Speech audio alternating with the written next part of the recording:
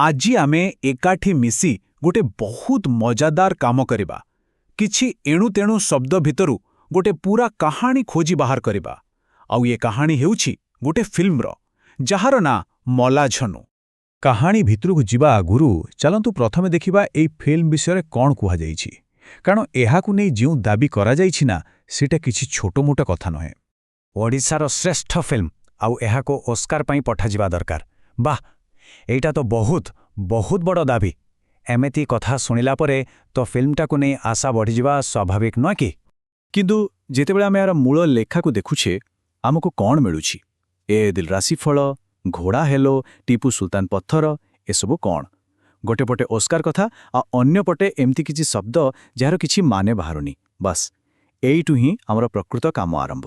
ତେବେ ମୂଳ ପ୍ରଶ୍ନ ହେଉଛି, ଏଇ ଭଙ୍ଗାରୁଜା ଏଣୁତେଣୁ ଶବ୍ଦ ଭିତରେ କ'ଣ ସତରେ କୌଣସି କାହାଣୀ ଲୁଚି ରହିଛି? ଆସନ୍ତ ମିଶିକି ଏ ରହସ୍ୟକୁ ଖୋଜିବା, ଏହି ଶବ୍ଦର ଜାଲକୁ କାଟିବା। ଯେକୌଣସି କାହାଣୀ ପାଇଁ ସବୁଠୁ ଜରୁରୀ ହେଉଛନ୍ତି ତାର ଚରିତ୍ରମାନେ।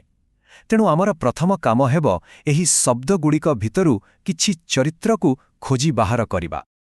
ଆଉ ଦେଖନ୍ତୁ, ଆମକୁ ପ୍ରଥମ ସୁରାକ ମିଳିଗଲା, ଜମିଦାର। ଏହି ଗୋଟିଏ ଶବ୍ଦରୁ ବହୁତ କିଛି ଜଣାପଡ଼ୁଛି। କାହାଣୀଟା ବୋଧେ ଗାଁ ଗହଳିର, ଆଉ ସେଠି କ୍ଷମତା, ଠାଣିବାଣୀ ଏସବୁର ଏକ ବଡ଼ ଭୂମିକା ରହିଛି।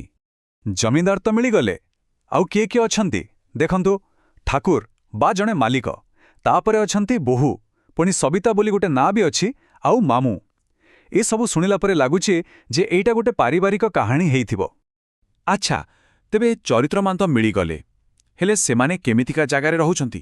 ସେଠାକାର ପରିବେଶ କେମିତି, ପରିସ୍ଥିତି କ'ଣ? ଚାଲନ୍ତୁ ଏବେ ସେଇଟା ଖୋଜିବା। ଏବେ କାହାଣୀର ସବୁଠୁ ବଡ଼ ଦ୍ୱନ୍ଦ୍ୱ ସାମ୍ନାକୁ ଆସୁଛି। ଦେଖନ୍ତୁ, ଗୋଟେ ପଟେ ଅଛି ଘର, ବନ୍ଦ ଦରବାଜା, ମନ୍ଦିର, ମାନେ ସବୁକିଛି ଗୋଟେ ସୀମା ଭିତରେ। ଆଉ ଠିକ୍ ତାର ବିପରୀତ ଦିଗରେ ଅଛି ବାହାର, ପାହାଡ଼, ଦୂର, ମାନେ ଏକ ଖୋଲା ଦୁନିଆ। ଏଇଥିରୁ ସ୍ପଷ୍ଟ ଜଣାପଡ଼ୁଛି ଯେ ଏଠି ଗୋଟେ ବନ୍ଦୀ ଜୀବନ ଆଉ ସ୍ୱାଧୀନତାର ଇଚ୍ଛା ଭିତରେ ଲଢ଼େଇ ଚାଲିଛି। ହେଲେ ଏହି ବନ୍ଦୀ ପରିବେଶଟା ଶାନ୍ତ ନୁହେଁ, ଆଦୌ ନୁହେଁ, କାରଣ ଆମକୁ ଝଗଡ଼ା ଆଉ ମାର ଭଳି ଶବ୍ଦ ବି ମିଳୁଛେ। ଏହାର ଅର୍ଥ ପରିସ୍ଥିତି ଖାଲି ଚାପପୂର୍ଣ୍ଣ ନୁହେଁ, ବରଂ ହିଂସା ଆଡ଼କୁ ବି ଯାଇପାରେ। ତେବେ ଏପର୍ଯ୍ୟନ୍ତ ଆମ ପାଖରେ କ'ଣ ଅଛି? କିଛି ଚରିତ୍ର, ଗୋଟେ ବନ୍ଦୀ ପରିବେଶ, ଆଉ ତା ଭିତରେ ଥିବା ଉତ୍ତେଜନା। ଚାଲନ୍ତୁ ଏବେ ଏଇସବୁ କ୍ଷୟକୁ ଯୋଡ଼ି ଗୋଟେ ପୂରା କାହାଣୀ ତିଆରି କରିବାକୁ ଚେଷ୍ଟା କରିବା। ଆମେ ଯେତିକି ସୁରାକ ପାଇଛେ, ସେଇ ଅନୁସାରେ କାହାଣୀଟା କିଛି ଏମିତି ହୋଇପାରେ। ପ୍ରଥମେ ଗୋଟେ ଗାଁରେ ଜଣେ ବହୁତ କ୍ଷମତାଶାଳୀ ଜମିଦାର କିମ୍ବା ଠାକୁର ଅଛନ୍ତି, ଯିଏ ପୂରା ପରିବାରକୁ ନିଜ କବ୍ଜାରେ ରଖିଛନ୍ତି।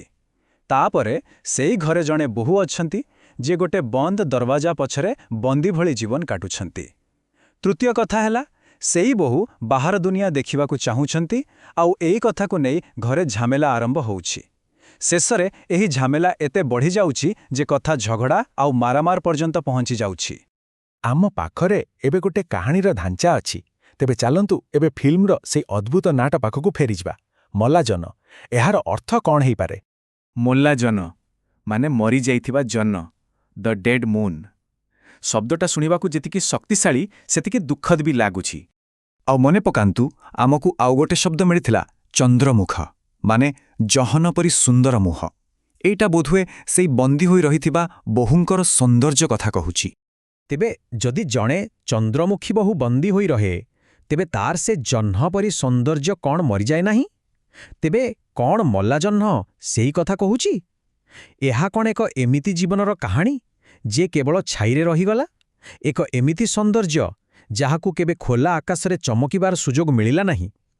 ଗୋଟେ ପଟେ ଅସ୍କାର ପାଇଁ ଦାବି, ଆଉ ଅନ୍ୟପଟେ ଏତେ ଗଭୀର, ଏତେ ଦୁଃଖଭରା ଏକ ପ୍ରଶ୍ନ। ଏଇ ମଲାଜହ୍ନ ପ୍ରକୃତିରେ ଆମକୁ ବହୁତ କିଛି ଭାବିବାକୁ ବାଧ୍ୟ କରୁଛି।